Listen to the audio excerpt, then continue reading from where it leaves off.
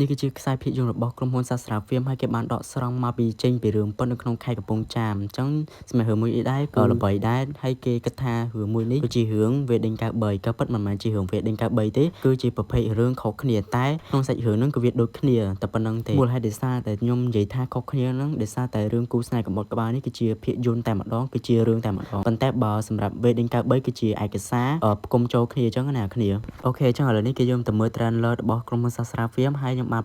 កាត់ចូលតិចៗដែរតើឥឡូវមើលតើគ្នា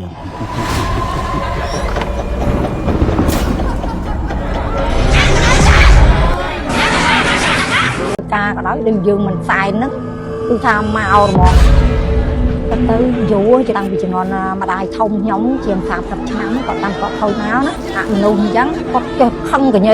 ងខ្លួនណាចូលមកគាត់យំគាត់គ្នាចេះតែហ្មងដល់ទៅបានគាត់ប្រាប់អញនៅតែនេះអញនៅតែនោះអញ្ចឹងណាបងខ្ញុំបកកើតពេលថ្ងៃហ្នឹងវាថាហៅទៅវាភ្លេចចន្លោះភ្លេចឈ្មោះទៅថាព្រាយើងឈ្មោះតសអញ្ចឹងប៉ុន្តែក្នុងការគ្រប់គ្រងដែលយើងដូនតាយើងធ្លាប់កាន់មកថាជំនឿអរូបីហ្នឹងខ្ញុំមិនតែចាប់ផ្ទាល់អោបផ្ទាល់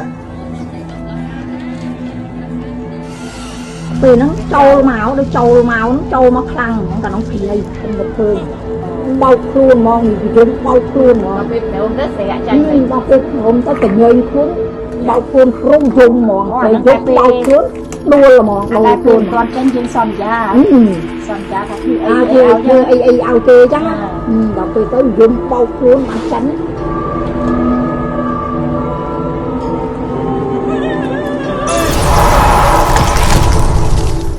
សម្រាប់រឿងគូស្នេហ៍កំបុតក្បាលនេះគឺផលិតដោយផលិតកម្មសាស្ត្រាហ្វៀមផ្ទាល់តែម្ដង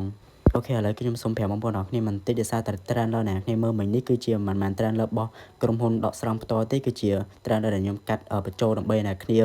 មើលនៅក្នុងវីដេអូតែមួយអញ្ចឹងដែលខ្ញុំបានកាត់លាយជាមួយ trailer ផងជាមួយនឹង